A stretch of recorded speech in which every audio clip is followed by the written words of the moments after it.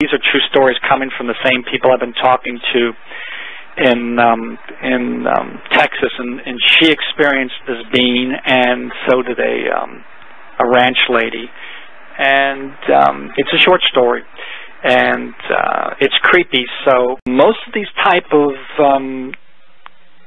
things like Bigfoot, Chupacabra, they seem to be demonic too, because wherever they go, animals, crickets, everything else stop. This is what this lady said, that's a good, throughout Texas, people have had run-ins with this Chupacabra, and also these Mexicans say that's one way you can tell. And it's the same way with UFOs when they come into an area, or aliens, because it's all demonic, that the animal kingdom senses it, and boy, do they run. They get out of there. They go hiding, they're quiet, they avoid, because it's so evil, see? So it proves that it's sort of like there's a spiritual aspect to all this. And so remember that. You know, your windows open, you hear the birds, and everything's great, and everything gets quiet all of a sudden, run for your shotgun. Or close the windows at least, you know, and all huddle in the corner. I'm just kidding. Start praying. Well, this lady lives in the northeast area of Texas, about 30 to 40 miles from some major cities. And I asked her, how far can I go in describing her and things like that. And she says, well, just describe generally where it's at, you know. I said, great, I'll honor that. I'll respect that. And before I tell anybody's story, I always like to ask them first, how far you want to go? First name, no name. Do you want to tell what gender you are and things like that? Gender is okay, and what part? Okay. So it's in the northeast section of Texas. She has a neighbor who lives on a 20-acre homestead with sheep, all kinds of sheep, and male sheep, female sheep, which are called ewes, and lambs, which are the babies, 2 horses and 2 dogs. Now, the 2 horses and 2 dogs are great signalers, alarm signals for coyotes or wolves or a puma or a mountain lion, something like that, that's going to come in after the sheep. And they're great on that, and it's happened before, I guess, you know, because she relies on them.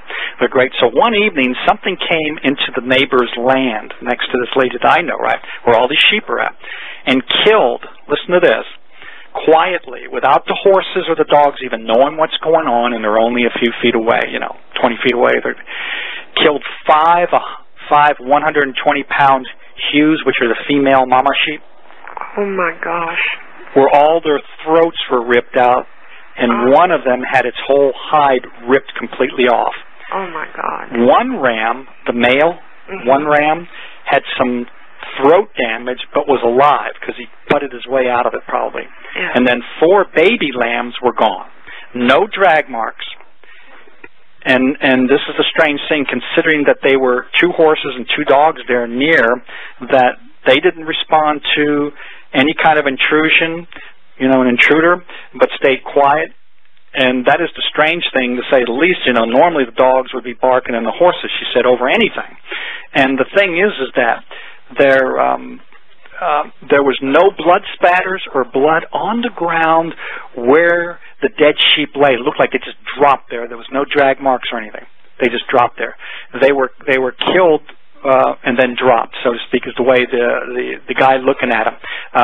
The police brought along somebody, I forgot who it was, but they looked at it and said, you know, this is strange. No drag marks could be found. Of course, the lady that owns the land can see that too. Also, the sheep were attacked at the front of their necks. This is interesting. At the throat, directly at the throat, rather than the usual natural way in the animal kingdom where they grab them behind their necks to drag them away or to break their necks or whatever at first. As a wolf will do that, a puma, a mountain lion, wolves will do that. If you see what I mean, not on just on the front, directly to the front like that, which is very strange. And then they would only go after one and carry it off. And you see the drag marks in the blood to eat it somewhere else. And this thing seems to slaughter for the joy of it. Yeah.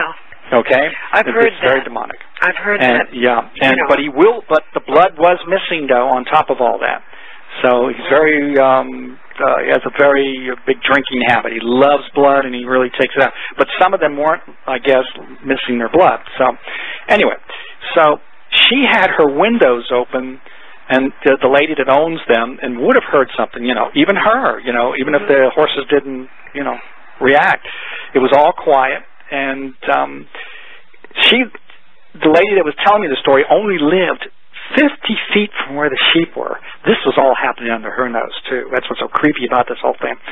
And she didn't hear anything from that direction, because the window was facing in that direction, and it was open, wide open, and she didn't hear anything.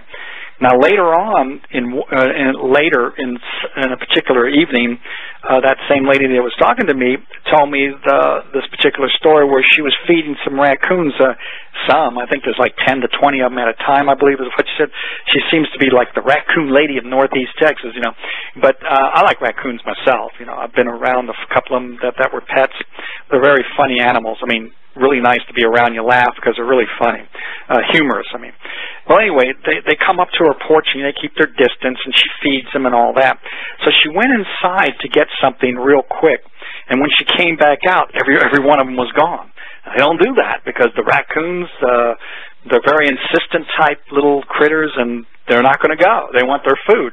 And they were eating her food, and she was going in to get something else, and there was this particular older one that's a little sick or just too old, and they pick on it, so it'll come earlier and take a position in the corner of her porch, hidden under the barbecue grill to get away from the others, and she will be fed specially by this lady some extra nice little goodies, you know, for health reasons with vitamins and things to help it along. Well, it was gone too, and it moves real slow. So something was strange, and as I said, she only was gone for about a minute or so, and they were all gone. So she was wondering what was going on, and she heard some bushes rustling about 30 feet away, if I have it correct, about 30 feet away. So she turns her flashlight towards the bushes and didn't see anything, but she heard an ungodly hiss coming from the bushes. You know, I know it. And by the sound of the bushes, she estimated, because the way the foliage is, it's up around 4 to 5 feet, the foliage, and it was brushing up against that, and she could hear the foot, hear it walking or something in the dry grass or whatever it was, and it was at least 4 to 5 feet tall, and that's not a chupacabra, if I'm correct. I don't think they're that tall, and she agreed. Now, 30 miles from her, about 30 to 40 miles from her, right in an area that's right between two big cities, two of the biggest ones in Texas, so to speak, without mentioning any people around there all talking about these ungodly screams. And so did this lady, heard the hiss, and she said it was ungodly, and it was something that didn't like her. And the raccoons and everything were gone. You know, no cricket sounding, see what I mean? Yeah. Ooh. You know, everything was, it was so quiet that she could hear the rustling and actually analyze the footsteps and the rustling. That's how quiet it was.